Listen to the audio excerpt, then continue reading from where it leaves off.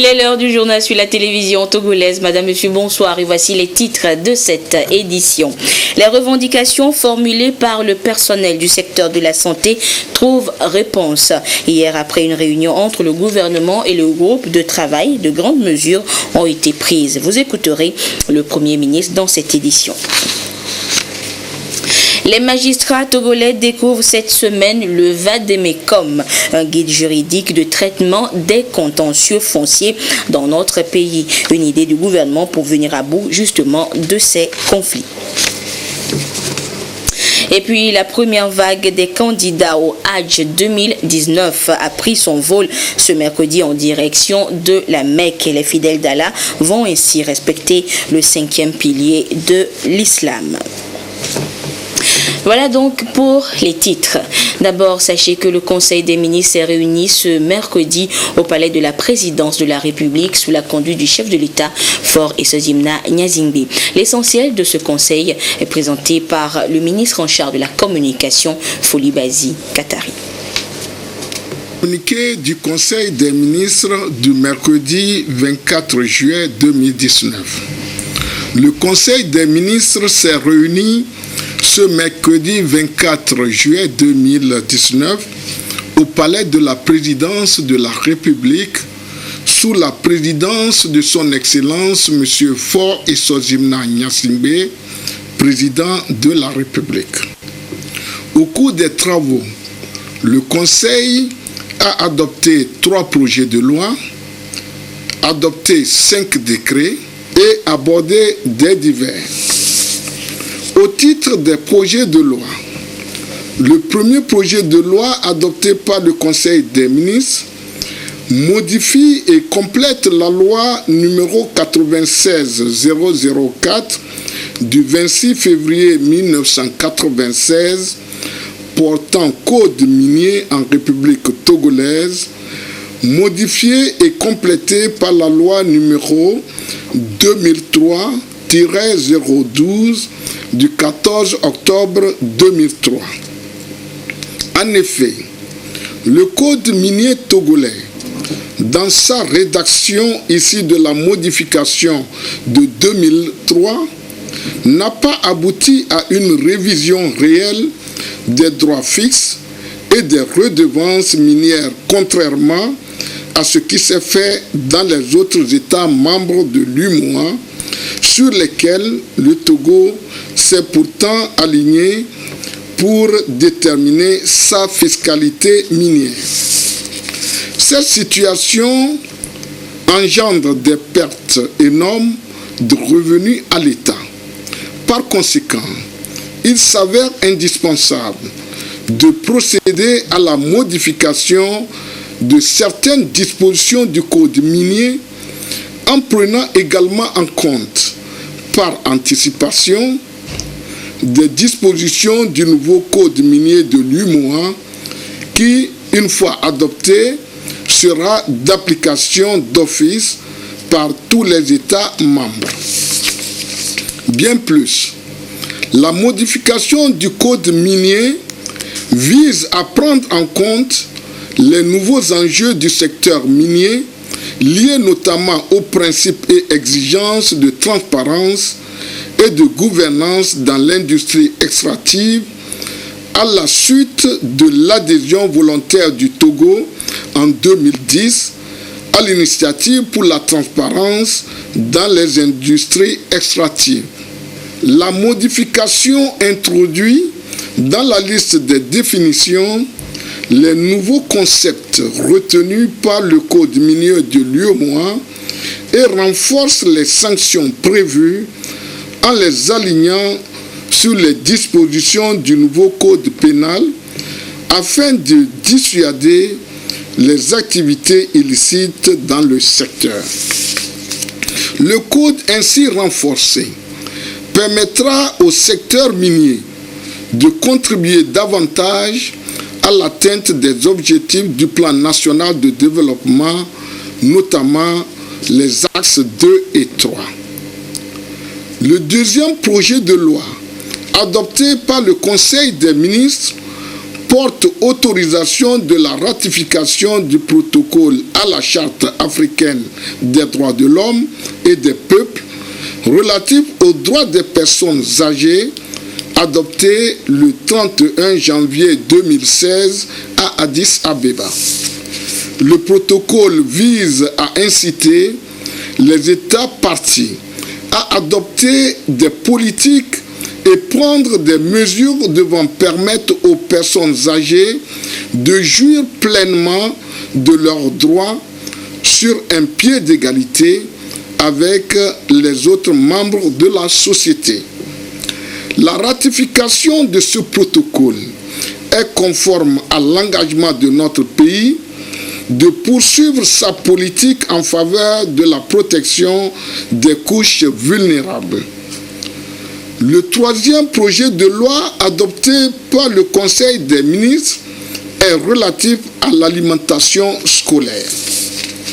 L'alimentation scolaire constitue un des filets sociaux majeurs de la politique de protection sociale du Togo, dont l'intensification contribuera à accélérer l'atteinte des objectifs de développement durable, en l'occurrence l'ODD 1, qui vise l'élimination de la pauvreté sous toutes ses formes et partout dans le monde. L'ODD 2, qui vise à éliminer la faim, à assurer la sécurité alimentaire, améliorer la nutrition et promouvoir l'agriculture durable. L'ODD 3, qui vise à permettre à tous de vivre en bonne santé et à promouvoir le bien-être de tous, à tout âge, et l'ODD 4, qui vise à assurer une éducation inclusive et équitable de qualité et promouvoir les possibilités d'apprentissage tout au long de la vie pour tous. L'Union africaine exhorte, à travers les déclarations issues des sommets des chefs d'État africains du 27 juin 2014 et du 31 janvier 2016, les pays membres à œuvrer au financement durable des initiatives d'alimentation scolaire à travers la mise en place de lignes dédiées dans les budgets nationaux. Au Togo, l'expérience en matière d'alimentation scolaire a démarré depuis 2008 à travers le projet de développement communautaire et de filets sociaux PDC+, avec le financement de la Banque mondiale qui a atteint 13,7 milliards de francs CFA en 2019. Elle a été renforcée en 2014 grâce au financement de l'État, soit au total 6 milliards de francs, et a enregistré des succès notables permettant ainsi de toucher 25% des élèves des zones les plus vulnérables.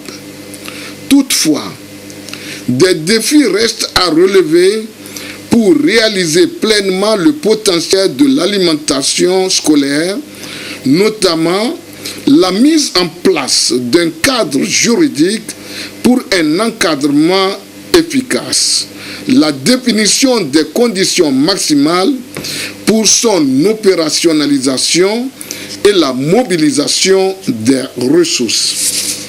Au titre des décrets, le premier décret adopté par le Conseil des ministres porte réorganisation de l'Institut national de formation agricole INFA de Tové. Dans le cadre de la modernisation de l'administration publique, l'audit effectué à l'Institut national de formation agricole INFA a relevé, au regard du décret numéro 2000-017/PR du 8 mai 2000 portant restructuration de l'INFA de Tové, des insuffisances surtout au plan fonctionnel. Or, La mise en œuvre du programme de développement des pôles de transformation agricole suivant l'approche chaîne de valeur telle que déclinée dans le plan national de développement nécessite des ressources humaines qualifiées et compétentes adaptées aux exigences de la demande du marché de l'emploi et les nouveaux enjeux. La réforme vise à permettre à l'INFA de Tové d'offrir des modules de formation en lien avec les domaines de l'agro-industrie, de la mécanisation agricole et de la gestion intégrée de l'eau et des ressources naturelles. Cela permettra également à l'Institut d'exploiter son plein potentiel et de mettre à disposition annuellement 150 diplômés. En outre, cette réforme permettra à l'INFA d'accueillir des diplômés des IFAD et des centres de formation agro-pastorale, de former des professionnels qui pourront poursuivre leur cursus à l'Institut supérieur des métiers d'agriculture ou à l'École supérieure d'agronomie, et aussi d'assurer la formation continue. Le deuxième décret adopté par le Conseil des ministres institue un régime de précompte de la TVA. Le gouvernement, dans sa politique de réforme fiscale, a mis un accent particulier sur l'amélioration de la mobilisation des ressources internes, notamment le recouvrement des recettes fiscales. Ainsi, pour mettre fin au retard observé dans le reversement de la TVA, voire des fraudes fiscales, entraînant des pertes de recettes au préjudice de l'État, le projet de décret institue un régime de précompte ou de retenue à la source de la TVA, conformément à l'article 4 de la loi organique relative aux lois de finances. Le troisième décret adopté par le Conseil des ministres porte attribution d'un permis à grande échelle du gisement d'argile de Ledjo-Blibo dans la préfecture de Dankpen à la société Industrie Commerce Agrochimie Investissement ICA Invest SA. L'exploitation du gisement permettra d'améliorer les recettes minières de l'État. De même, la société contribuera au développement local et régional grâce à la réalisation d'œuvres socio-économiques et communautaires. Le quatrième décret, adopté par le Conseil des ministres, fixe la date des élections partielles de conseillers municipaux des communes Oti Sud 1, Bassar 4, Wawa 1, Zio 4 et AV 2 et porte convocation du corps électoral pour les dites élections partielles. Les élections ont lieu dans les 30 jours suivant la date de la décision d'annulation par la Chambre administrative de la Cour suprême. Cette décision prenant effet le 18 juin 2019, la date des élections partielles est fixée au 15 août 2019. Le cinquième décret, adopté par le Conseil des ministres, porte ouverture et clôture de la campagne électorale pour les élections partielles des conseillers municipaux du 15 août 2019. Ainsi, cette campagne est ouverte le mardi 30 juin 2019 à 0h et prend fin le mardi 13 août 2019 à 23h59.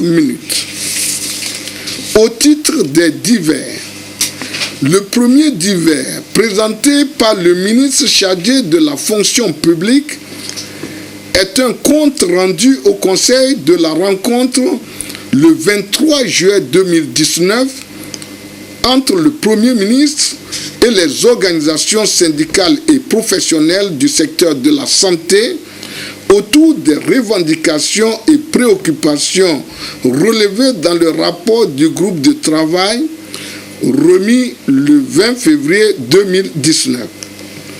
Le Conseil des ministres a apprécié les efforts fournis pour maintenir ce climat de dialogue et encourage le gouvernement à poursuivre la restauration de la confiance avec l'ensemble des partenaires sociaux.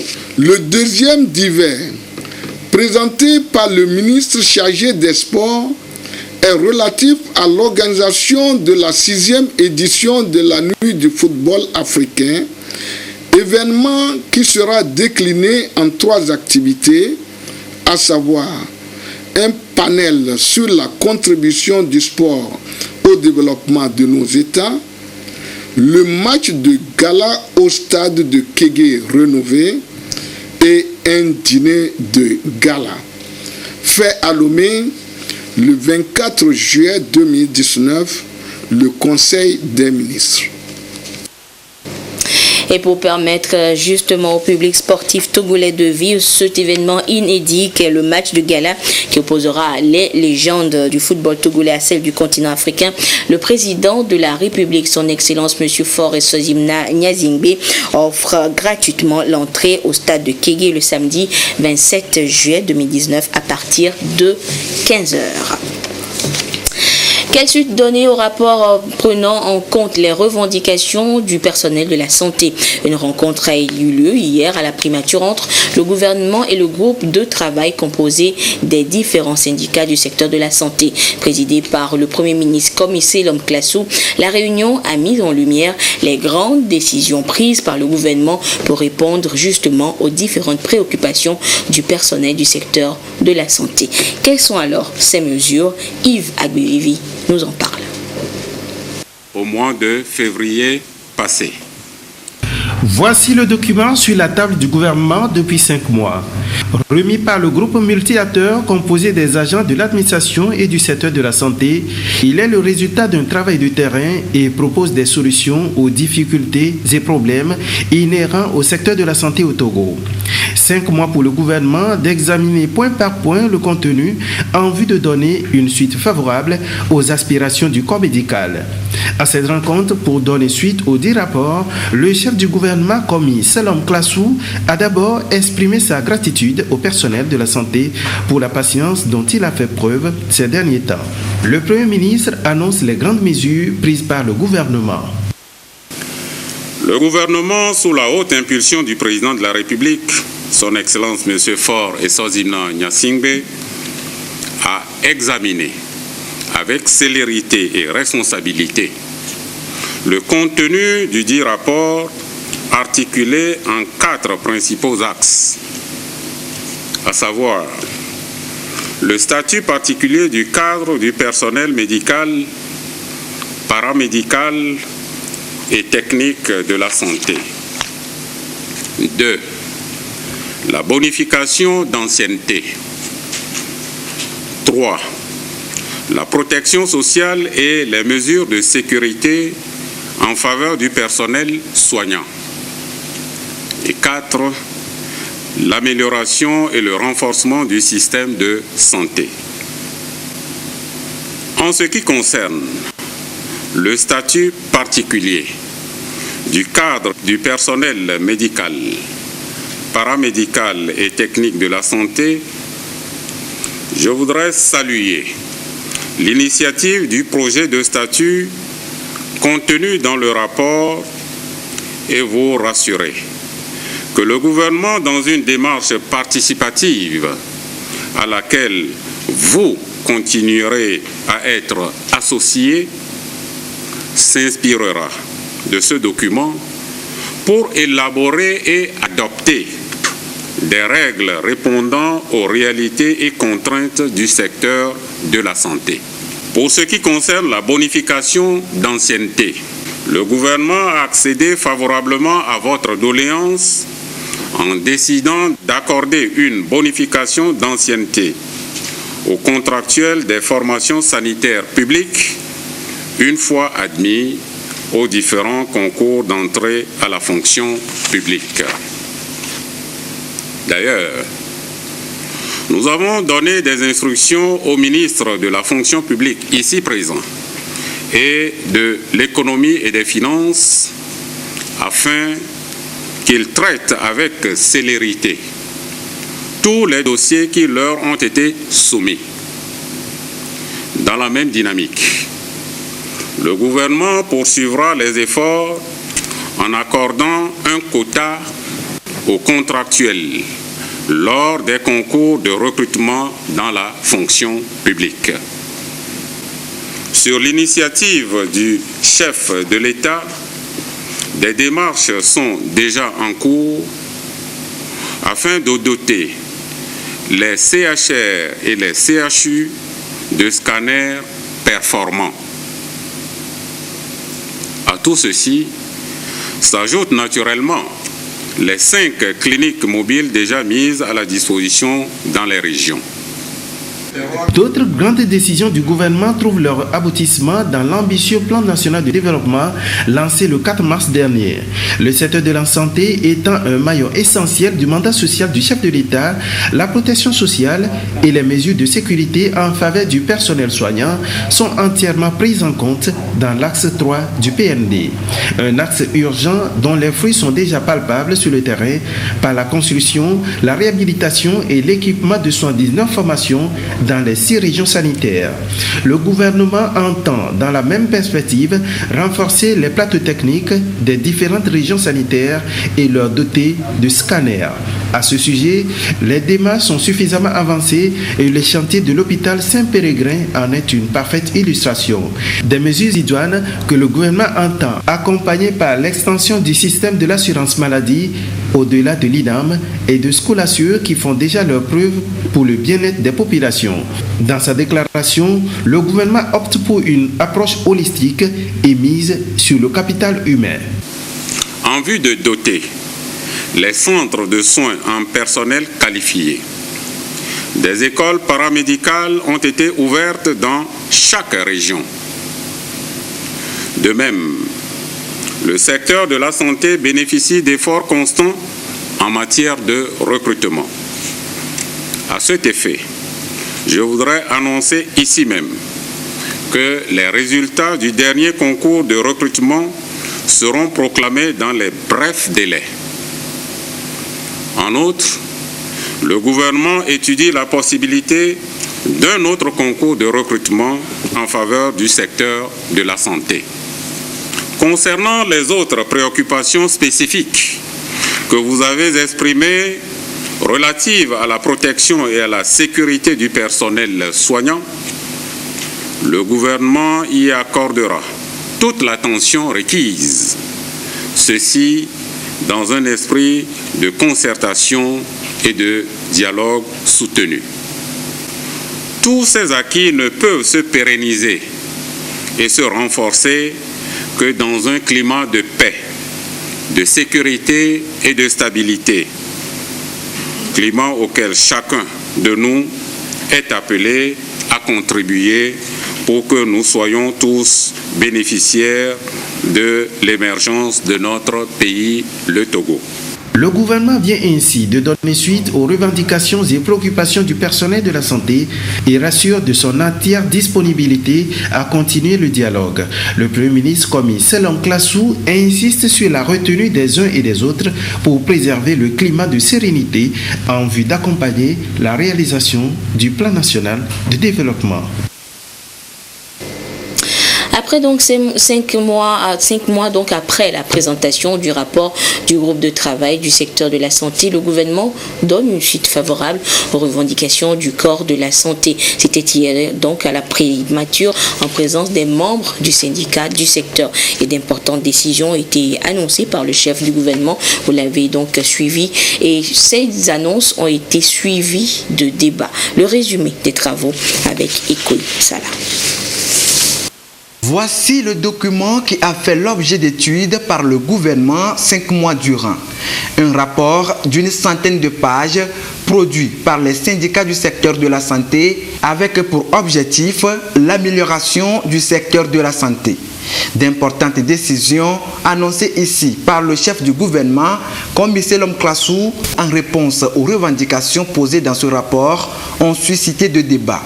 Pendant que certains syndicats émettent des réserves par rapport à ces annonces, d'autres les accueillent favorablement.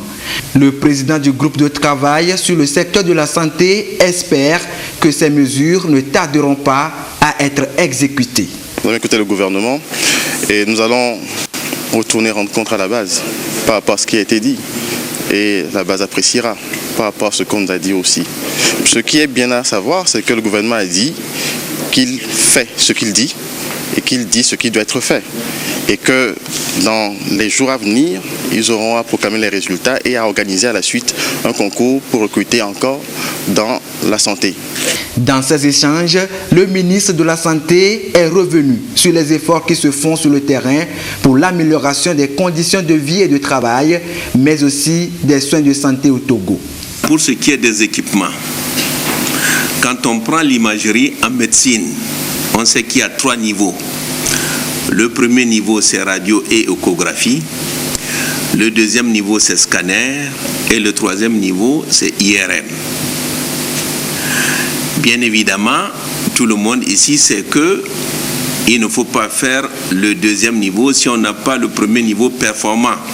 Le chef de l'État, lorsqu'il a pris la décision de scanner, il nous a instruit de nous assurer que chacune des entités est dotée de radio et d'échographie correctes. Et c'est ce qui fait qu'en ce moment même, on est en train d'installer la nouvelle radio à Kara. Sokodé n'a pas de problème de radio. Atakwame n'a pas de problème de radio. Dapan et le CHU-SO ont des problèmes de radio. Et là, le processus est engagé pour les doter de radios nouvelles et performantes. Dans le même ordre d'idées, il y a 8 hôpitaux, c'est-à-dire Aného, Thévié, Bain, CHU Campus, Kégué, Notien, Palimé et Sotobois. Avant la fin de l'année, il y aura les 2 bras de la balance, contractualisation, équipement en même temps. En ce qui concerne le statut particulier du personnel de santé, le ministre en charge du travail a rappelé les conditions à remplir et rassure que des dispositions seront prises pour un bon aboutissement. Concernant le statut particulier, la dernière fois, en attendant cette rencontre avec le Premier ministre, nous avions convenu que tout en faisant œuvre utile par rapport au travail que nous avons fait dans le groupe de travail, parce que le ministre de la Santé et moi-même, nous faisions partie du groupe de travail, nous allions nous en inspirer, mais il est important d'effectuer des visites d'imprégnation pour voir les meilleures pratiques et expériences dans d'autres pays, sur le continent et même ailleurs. Et que ces missions d'imprégnation et d'inspiration s'effectueraient de manière conjointe en vous associant pour voir notamment ce que certains appellent fonction publique hospitalière, qu'est-ce qu'il conviendrait d'en tirer pour développer chez nous des règles spécifiques répondant aux réalités et aux besoins de ce secteur, comme le Premier ministre l'a souligné. Et nous le ferons. Les discussions vont se poursuivre entre les 2 parties en vue de mener à bien les déclarations du gouvernement dans une approche participative. Le Vademecum est un nouvel outil de règlement juridictionnel des contentieux fonciers au Togo et le document fait l'objet de vulgarisation nationale depuis quelques jours. Une délégation interministérielle rencontre les magistrats des différentes régions. L'étape d'Atakpamé avec notre correspondant sur place, Silver Abdou. Les bâtisseurs de droit mis à contribution pour une mise en œuvre efficace et une utilisation efficiente du Vademecum, un guide d'orientation pour permettre aux magistrats, dans l'exercice quotidien de leurs tâches, de parvenir à un meilleur règlement des litiges fonciers au Togo. C'est en fait un manuel juridictionnel pour les aider à mieux traiter les questions en vue de contribuer à l'implication d'un état de droit fort et un climat de paix dans le pays. La tournée d'imprégnation consiste donc à amener les magistrats des plateaux à s'approprier cet outil et à cerner ce document de questions-réponses qui sert de repère pour mieux aborder les problèmes fonciers. C'est un opuscule dans lequel 55 questions-réponses figurent pour aider les magistrats à mieux appréhender les problèmes fonciers et à leur donner des réponses idoines d'une façon uniforme, puisque jusque-là on a constaté que dans le cadre du règlement de ce problème récurrent qu'est le litige foncier, il y a disparité de décision d'une juridiction à une autre, même s'il s'agit de problèmes de même nature. Donc l'intérêt de la chose, c'est de les amener à s'approprier le contenu de ce document et à savoir qu'il y a un grand pas qui doit être fait par le praticien du droit dans le règlement juridictionnel de ces litiges-là. Vous savez, le problème des terrains, c'est un casse-tête chinois pour tout le monde. Tout le monde est concerné. Et si aujourd'hui nous voulons voir améliorer l'administration de la justice dans ce domaine-là, je crois que c'est une très très bonne chose. Et nous ne pouvons pas le faire sans la contribution effective de ces magistrats-là qui sont sur le terrain. Il s'agit donc pour les magistrats de conjuguer les efforts pour bâtir un Togo émergent destiné à contribuer à la mise en œuvre du plan national de développement PND en transformant structurellement l'économie nationale. La problématique du foncier dans l'amélioration du climat des affaires reste aussi un canal pour l'atteinte de cet objectif. Et pour y arriver, les magistrats doivent efficacement jouer leur rôle dans l'application de ce guide pour une harmonisation des pratiques judiciaires. Aujourd'hui, nous pouvons dire qu'au niveau du ministère de l'Urbanisme et de l'Habitat, tout ce que nous traitons, c'est au moins 95% qui viennent du foncier et c'est des litiges qui datent des années, je peux dire même 2000. Même il y en a qu'on a trouvé en 1983 qui traînent encore parce que nous ne dirons pas la lenteur, mais seulement la façon de traiter. Il faut bien disséquer, bien comprendre la question avant de pouvoir, bien sûr, régler pour que l'on ne revienne plus le lendemain. La tournée entend amener aussi ces bâtisseurs de droit à changer de vision pour mieux appliquer le Vademecum et surtout à rompre avec les mauvaises pratiques pour dire le droit et améliorer le système foncier au Togo. Et puis sachez que les professionnels des médias publics et privés sont depuis ce mercredi à Palimé pour la validation de l'avant-projet de loi portant code de la presse et de la communication. Une initiative du ministère en charge de la communication et de la HAC, la haute autorité de l'audiovisuel et de la communication. Et la rencontre va ainsi permettre d'intégrer de nouvelles dispositions réglementaires au code de la presse en l'adaptant aux mutations de l'environnement technologiques actuelles. Nous reviendrons en détail sur cette séance de relecture du code de la presse et de la communication dans nos prochaines éditions. Et puis la haute autorité de l'audiovisuel et de la communication HAC a tenu une rencontre en interne à Kara. Et durant 3 jours, les membres et le personnel d'appui de l'instance de régulation des médias ont examiné et adopté le rapport de la gestion médiatique des élections des conseillers municipaux du 30 juin dernier, ainsi que le rapport d'activité de l'institution au titre de l'année 2018. Voyons tout cela avec Nestor Mozo. La HAC finalise ses rapports d'activité au Palais des Congrès de Kara. 3 jours durant, les membres et cadres de l'administration de cette institution ont passé en revue et adopté le rapport final de la gestion médiatique des élections du 30 juin 2019. Pour ce scrutin, l'instance de régulation a pris les dispositions nécessaires pour une couverture professionnelle de la campagne et la période post-électorale.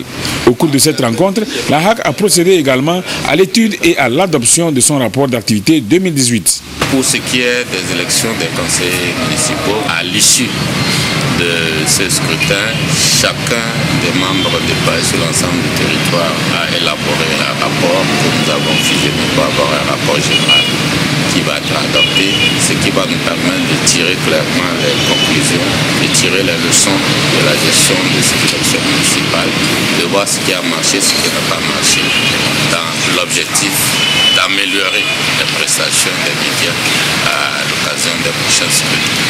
Pour le second rapport, c'est un rapport d'activité que nous sommes tenus de faire chaque année. C'est un rapport qu'on aurait dû adopter déjà depuis le premier trimestre. Malheureusement, nous étions pris d'abord par l'élaboration et l'adoption d'un rapport qui était le rapport des élections législatives, ensuite par l'adoption du plan stratégique de la HAC et puis la préparation des élections des conseils municipaux. Donc nous n'avons pas pu l'adopter, quoique le rapport était déjà prêt. Donc nous avons voulu saisir cette occasion de cet atelier pour adopter également ce rapport. Les 2 rapports d'une centaine de pages chacun sont assortis de recommandations à l'endroit des acteurs intervenant dans la couverture médiatique des échéances électorales. Ces rapports devront être imprimés et rendus publics. La taxe d'habitation a fait l'objet d'échanges entre les responsables de l'Office togolais des recettes OTR et les journalistes. Une taxe qui existe depuis plus de 20 ans dans notre pays et dont l'Office veut renforcer le recouvrement. Les précisions avec Luc Assi. Instituée depuis 1998, la taxe d'habitation est due par tout ménage disposant ou jouissant d'une habitation. Elle est entièrement reversée aux collectivités locales dès son recouvrement qui devrait s'en servir pour satisfaire les besoins exprimés par les populations à la base. La taxe d'habitation est donc payée aux caisses du service des impôts territorialement compétent duquel dépend le lieu de situation de l'habitation. En effet, la taxe d'habitation est due par les ménages et les ménages qui disposent de moyens. Alors, elle est nivellée tenant compte de la capacité contributive de chacun. Elle parle de 2 000 par an jusqu'à 100 000 par an. 2 000 par rapport à ceux qui habitent une pièce et 100 000 par rapport à ceux-là qui habitent des maisons à étage. Et le législateur a essayé aussi d'exonérer certains citoyens qui ne doivent pas payer ces taxes, notamment les invalides, les indigents, ceux qui n'ont pas de moyens, les retraités, ceux qui ont l'âge de plus de 55 ans et les retraités ne doivent pas payer la taxe. Les élèves, les étudiants, les chômeurs ne doivent pas payer aussi la taxe d'habitation. Dans le cadre de la décentralisation, les collectivités territoriales auront besoin des ressources pour gérer indépendamment le développement des communes qu'elles auront à gérer. Destinés à la gestion des collectivités locales, les fonds de la taxe d'habitation serviront davantage de ressources de base pour l'assainissement des nouvelles communes qui sont en train d'être mises en place. C'est lui qui sert à l'enlèvement des ordures, sinon de façon globale à la gestion des ordures ménagères.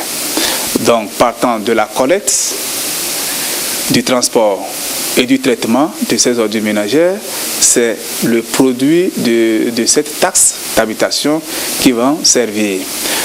Ce produit également va servir à assurer l'assainissement de la localité. Si nous n'avons pas de mobilisation suffisante de cette taxe, le développement de la collectivité va en souffrir. Pour preuve, si vous voulez, on peut donner le cas de la commune de Lomé, aujourd'hui bien sûr émiettée, mais pour l'année 2018, cette commune a dépensé 4,426 milliards dans le domaine de gestion des ordures ménagères. Alors que ce que l'OTR a reversé entièrement, puisque l'OTR ne regarde rien après le recouvrement, verse les 100% aux communes, s'élève à 354 714 1118 francs. L'Office togolais des recettes OTR n'est que le canal de recouvrement de cette taxe au profit des collectivités territoriales. L'Office togolais des recettes est créé en 2012 avec pour mission une mission principale de collecte des taxes et des impôts pour l'État central, mais également une mission de collecte des taxes pour les collectivités territoriales, dont la taxe d'habitation fait partie intégrante. Donc dans ce sens, comme par les années passées, nous avions procédé à ce recouvrement. Et comme cette année, nous voulions accentuer le recouvrement de cette taxe. Tous les citoyens qui s'opposeront au paiement de cette taxe n'auront pas accès aux services d'état civil, mariage, légalisation des dossiers, entre autres. Et vous aurez donc les explications sur cette taxe d'habitation dans votre magazine Le Contribuable, à suivre donc en direct sur la télévision togolaise à partir de 21h avec Prudence Zinsou et son invité, le commissaire des impôts à l'Office togolais des recettes OTR. Par voie de communiqué, le ministre de la Défense et des Anciens Combattants dit ce qui suit. Les candidats admissibles au concours d'entrée au collège militaire Yadema de Chichao et dans les prytanées militaires de la sous-région session 2019, dont les noms sont à consulter dans le quotidien national Togo Presse, sont priés de se présenter à l'état-major général des forces armées et togolaises ou dans les brigades de gendarmerie des chefs-lieux des régions pour compléter leur dossier par les relevés de notes du CEP2 et du BEPC. Se rendre au centre hospitalier des armées de Lomé ou dans les centres médicaux des armées, des secteurs militaires de Témédia, Sokodé, Kara et d'Apaon pour effectuer leur visite médicale d'aptitude du 29 juillet au 3 août 2019. Les relevés de notes doivent parvenir au plus tard le 5 août 2019 et aucun dossier ne sera accepté passé ce délai. Pour tout renseignement complémentaire, s'adresser à l'état-major général des forces armées togolaises, division formation à Gouanivé, au BEP 938 Lomé, au téléphone 22 50 11 61, les postes 28 03 ou 28 05. Je vous le disais également en titre, la première vague de pèlerins a pris son vol ce mercredi en direction de l'Arabie Saoudite pour le Hajj 2019. Et les fidèles d'Allah vont ainsi accomplir les rites du 5e pilier de l'islam. L'Université de Lomé a remporté le premier titre de la phase nationale des championnats scolaires et universitaires en battant à la finale du football féminin son homologue de Kara sur le score de 2-0. Et de notre envoyé Tiempiotba à Kara où se déroule cette compétition, nous suivons le résumé de la rencontre. Pour arriver à bout de son homologue de Kara maillot vert, l'Université de Lomé en jaune a dû faire montre à cette finale de patience. Les étudiants de Lomé vont prendre le temps de bien scruter les faits et gestes de leurs adversaires pour finir par frapper fort dans la deuxième période. Ce, par l'entremise de Mohamed Azimatou pour l'ouverture du score et de Fadou Boumari qui a inscrit le deuxième but. 2-0, puis l'Université de Lomé remporte le titre devant celle de Kara qui semble connaître les causes de sa défaite. Nous avons été surprises par le changement d'heure pour ce match parce que nous nous étions préparés pour la matinée. La soirée c'était prévu pour les examens. C'est ça qui a pesé sur nous. En tout cas, on s'est donné. On a donné l'énergie qu'on avait et nous pensons que le meilleur est à venir. Encore plus d'efforts et nous allons réussir la prochaine fois. En fait, notre force c'est nous-mêmes. La motivation c'est nous. C'est vrai, ce sont les encadreurs. Ils nous ont tenus depuis le début. La seule chose qu'ils nous disaient, c'est remporter la victoire, jouer pour le plaisir, gagner et soyez fiers. Nous allons retirer avec fierté. Nous avons relevé le défi, ce que tout le monde attendait de nous. Kara a perdu au football féminin, certes, mais la ville s'honore d'accueillir la compétition. C'est avec satisfaction que nous avons accueilli la nouvelle que nous sommes la ville organisatrice de cet important événement. L'apothéose est prévue pour le jeudi après-midi à partir de 14h30 sur le terrain du lycée Cara 2. En attendant cette apothéose, le représentant du ministre des Sports, Kossi Naka, plante le décor. Nous venons effectivement de procéder au lancement. Et nous avons sillonné tous les sites, les 5 sites retenus pour cette fête sportive. Nous avons constaté que tous les matchs prévus ont démarré. C'est dire que la fête a bien démarré.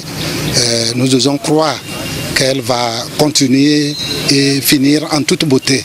Nous allons, au nom de Monsieur le ministre, remercier le chef de l'État qui a bien voulu parrainer cette édition. La compétition se poursuit dans les autres catégories et disciplines. Et voilà, ainsi se referme cette édition, quelque peu longue, actualité oblige. Merci de votre fidélité à la télévision togolaise et merci à tous ceux qui nous ont suivis du côté de Cara. Excellente suite de nos programmes. Au revoir.